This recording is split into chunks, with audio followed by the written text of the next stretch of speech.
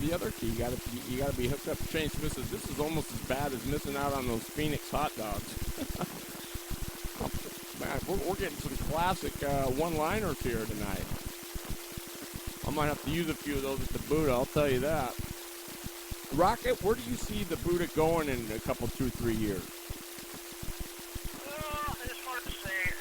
You know, I'm really happy how far it came. I mean, you remember the first couple there, and we were screwing around at 1:30 in the morning trying to figure stuff out, and then you look at how now it's, you know, people that are coming from, you know, we got five different states, and the quality of equipment that's going to be there, the quality of drivers that's going to be. I wish I could say I had a vision, but it seems to pretty much take care of itself anymore, you know? I mean, it's everyone you talk to. I mean, it's a funny story, but we ordered tires here a while back. Justin, we ordered tires from a place in Florida, US Racing in Florida, where we get Vegas. And he called the guy, and we ordered some tires, and we inquired about shipping. And we told the guy we had a big race coming up. Guy, you know, kind of had a southern accent. He kind of goes, "Oh, you mean you guys will get ready for that Buddha race?" and that was a guy in Florida. He knew about it, and you know, just stuff like that. That's kind of cool. I mean, I don't know. I hope it continues to grow as much as it has in the last 4 or 5 years, because it's grown a lot. Well, how can it not? You know, Johnny, you've done so much. I know Jeff would be like so proud of you, because I didn't know Jeff very well. I knew Jeff at the racetrack. I didn't know him other than that they never really hung out with him much. But I knew him that all that guy ever wanted to do was a big gathering of people to race and have fun. And every time you saw Jeff at a track, it was all about just everybody being there, getting along, having a good race. And that's what you created. And I know that guy would be so proud of you. Well, yeah, I would hope so. I mean, he was a good guy. Always liked people that play at the party, crack a joke, and you know, he'd give you the shirt right off the back, help you.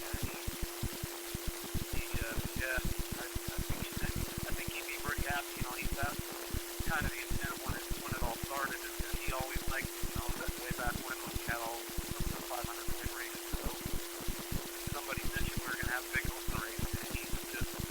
That was his life. People that race happened. He was all about having a big open race. Whether he was building an open card or if he was, you know, there was a stretch there where he thought he was the next coming and Steve Kinzer was going to whoop us all. You know, he ran for a few years there where he had his open card and stuff. But yeah, he was all about having a big open race with that for sure. You know, and that's really awesome. And you know, here again, I'm sitting here thinking, you know, and another guy that we forgot all about, and we're almost out of time. Sorry for the mess, guys, but is Bad Brad Berg. I mean, he's due. He went to Phoenix. I think he finished second on day 2, and you know, he was right there. He qualified top 2 or 3, I think, last year. So I mean, you can't count out Berg either. I mean, he's due. I mean, and he's a heck of a wheel, you know. So I mean, it's just we could probably discuss this till we're purple, but go ahead, Rocket. What? Oh, nothing. I was just listening to what you had to say there, but you know, and there's a lot of other people like there's you know, a lot of people that do a lot of stuff for this race behind the scenes that nobody hears or sees about. Like, you know, for example, I just got a phone from Renee a little bit ago. She's been a ton of this race that probably nobody hears or sees about at all, but she's just as much a part of it as anybody. And another person is, I hate that you do CTV, but you've been there since day 1. And I mean, you were there at BK1, you know, when that main event pushed off at about 1:30 in the morning in the dark and fog was rolling in the building. And you've been as big a help to promoting the race and making it big as anybody, if not more. I mean, I probably speak for everybody when I say thanks, because it definitely helps the word out for the race, that's for sure. Well, right on, man. Yeah, I mean, it's been awesome. I guess you just do it, you know. But I know Roger. He came up with me to ORV a couple times, and he does a lot of events, and he's done. I mean, he's done a whale of a job getting everything set up. When he originally got the UAS thing done, he saw a need that we needed to kind of corral the stuff. It was before it got out of hand, and and I don't know. I mean, there's some that say, but I'm telling you, Roger has been a hell of a promoter. I mean, I don't know if he's going to be here next year or the year after, but it's a thankless job he does, and there's a lot of stuff, even for the BK stuff, that he's really done an awesome job as well. And it's easy to bitch about the calls and scream and moan when you don't have to make them, but when you got to sit there and make them, all of a sudden it's a little bit different deal. So, Roger, that's a shout to you, buddy. I mean, because I appreciate that. The last 3 or 4 have just been awesome, really. I mean, if you look at what could have taken place after what did, so, I mean, there's a lot of calls every year that the whole crew, we sit there back and forth on the headset, and we just cringe on, having to make it. And, we try and distance ourselves as much as we can, because, a lot of us are friends on and off the track.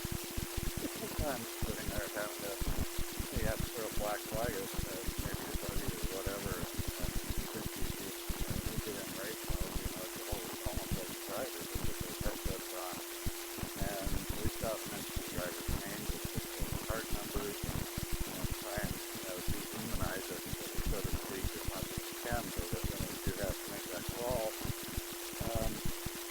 the human factor doesn't come into it. Well, it's okay to do that.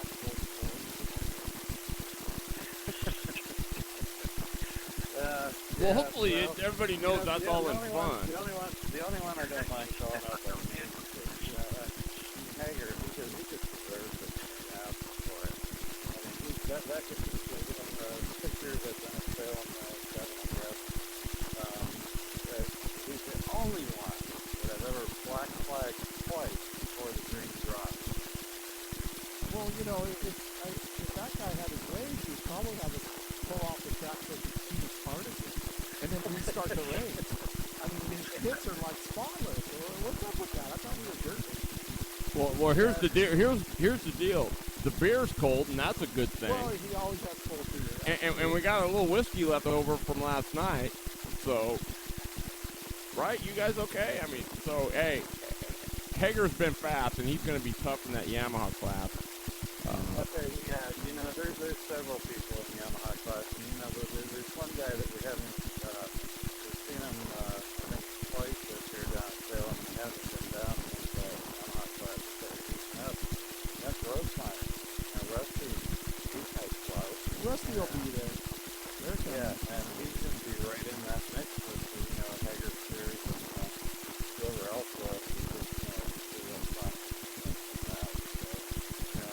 There's a handful of other guys on with them.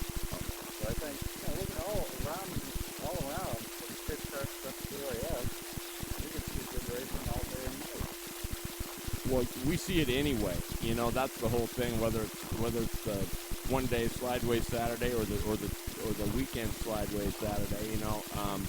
There's good racing at Salem. The track's awesome. It's a great facility. I mean, I don't think you're gonna find anything better run. No, I think the one tip I'll give this one away that I give drivers that haven't been out there yet this year on the track.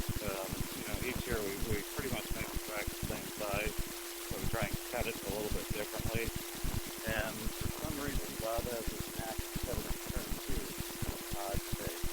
And this year, turn 2, all you gotta do is look at the wall. There's a lot of rubber on that wall, and if you can get turn 2 down, you pretty much got the track down. Yeah, there's kind of a odd shape right at turn 2, right?